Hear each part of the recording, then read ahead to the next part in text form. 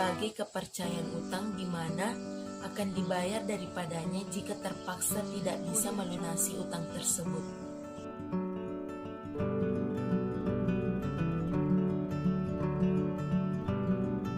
Selanjutnya saya akan menjelaskan rukun dan syarat gadai syariah.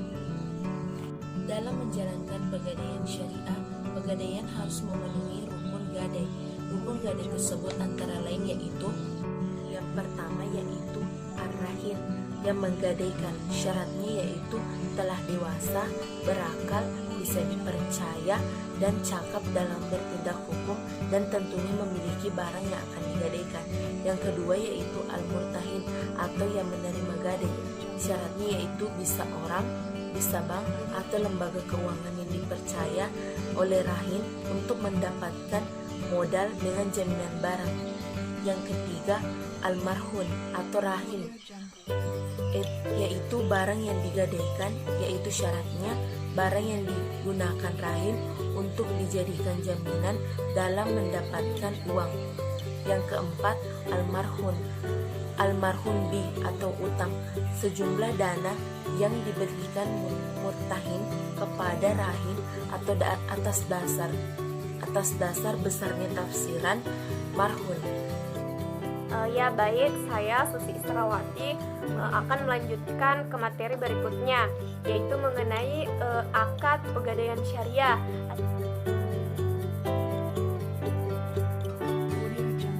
Akad pegadaian syariah ada 4. Yang pertama yaitu akad qard hasan. Qard hasan ini digunakan oleh nasabah untuk tujuan konsumtif, makanya nasabah ini dikenakan biaya penjagaan dan perawatan barang.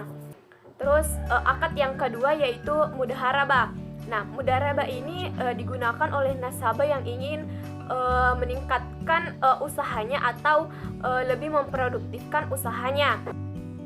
Akad yang ketiga yaitu akad bai mukaya.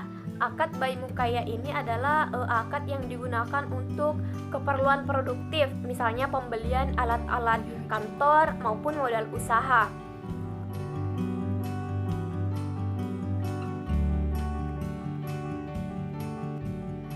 Materi berikutnya yaitu tentang operasional pegadaian syariah. Yang pertama, pihak nasabah menjaminkan barangnya kepada pihak pegadaian syariah untuk mendapatkan pembiayaan. Kemudian pihak dari pegadaian syariah ini mentaksir barang dari nasabah untuk kemudian dijadikan sebagai dasar dalam memberikan pembiayaan. Terus yang kedua ada akad. Kedua belah pihak ini menyetujui akad yang telah dibicarakan di awal tadi. 3. Pegadaian syariah menerima dana administrasi di awal transaksi.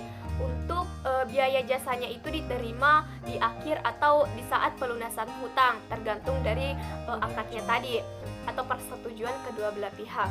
Terus yang ketiga, yang keempat atau yang terakhir, nasabah mengambil barang yang digadaikan tadi menurut akad.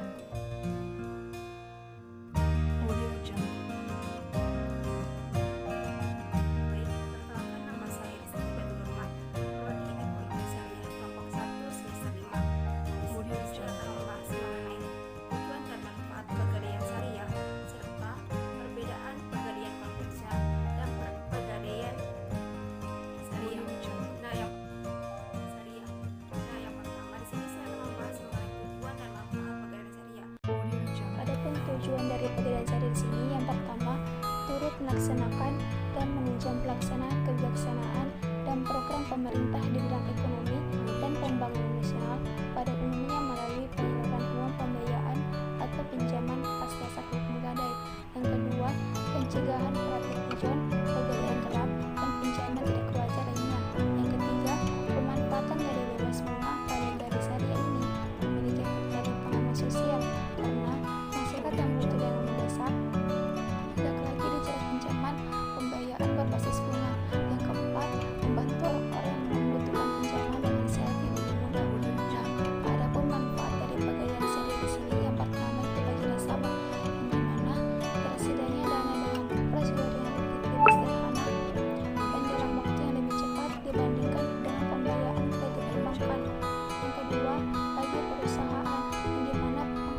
bersumber dari semua modal yang dibayarkan oleh peminjam dana. Yang kedua, penghasilan yang bersumber dari dana ongkos dibayarkan oleh nasabah memperoleh jasa tertentu. Yang ketiga, yaitu pelaksanaan misi Pegadaian sebagai BUMN yang bergerak di bidang pembiayaan berupa pemberian bantuan kepada masyarakat yang memerlukan dana dengan prosedur yang relatif lebih sederhana. Itu perbedaan Pegadaian Syariah dan Pegadaian konvensional, yang dimana pada Pegadaian Syariah yang pertama biaya administrasi menurut ketetapan berdasarkan golongan barang, yang kedua barang 1 hari yaitu 5 hari, ketiga jasa simpanan berdasarkan taksiran, keempat apabila pinjaman tidak dilunasi maka barang jaminan akan dijual kepada masyarakat, yang kelima uang pinjaman golongan A 90% dari taksiran serta uang pinjaman golongan B CD 90% dari taksiran, keenam penggolongan nasabah DKMIL, 7 jasa pinjaman dihitung dengan konstanta kali taksiran, kedelapan maksimal jangka waktunya selama 3 bulan, 9 uang kelebihan sama dengan hasil penjualan, 10 bila dalam setahun uang kelebihan tidak diambil maka diserahkan kepada lembah basis.